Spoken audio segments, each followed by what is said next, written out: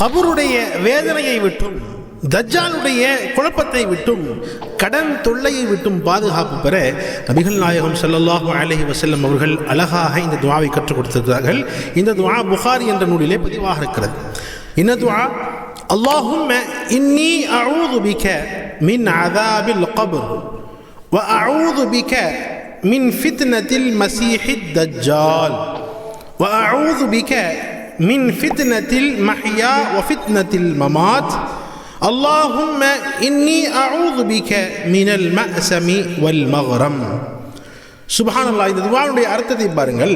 யா அல்லாஹ், கபருடைய வேதனையை விட்டும் உன்னிடம் பாதுகாப்பு தேடுகிறேன். யா அல்லாஹ், தஜ்ஜாலுடைய குழப்பத்தை விட்டும் உன்னிடம் பாதுகாவல் தேடுகிறேன். ரப்பே ரஹ்மானே, வாழும் போதும் மரணத்தின் போதும் ஏற்படக்கூடிய சோதனைகளிலிருந்து உன்னிடம் பாதுகாவல் தேடுகிறேன். யா அல்லாஹ், பாவத்தை விட்டும் கடன் தொல்லையை விட்டும் உன்னிடம் பாதுகாவல் தேடுகிறேன். சுப்ஹானல்லாஹ். அழகான இந்த துஆ.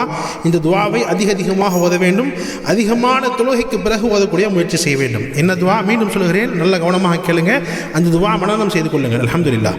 அல்லாஹும்ம இன்னி அஊது பிக மின் அஸாபில் கப்ர் வ அஊது பிக மின் ஃபித்னத்தில் மஸீஹித் தஜ்ஜால் وأعوذ بك من فتنة المحيا وفتنة الممات اللهم إني أعوذ بك من المأسم والمغرم. அல்லாஹ் நம் அனைவருக்கும் கபருடைய வேதனையை விட்டும் தஜ்ஜாலுடைய குழப்பங்களை விட்டும் இதே போன்று கடன் சுமையை விட்டும் அல்லாஹ் நம் அனைவரையும் பாதுகாத்து அருள்வானாக. ஆமீன் யா ரப்பல் ஆலமீன்.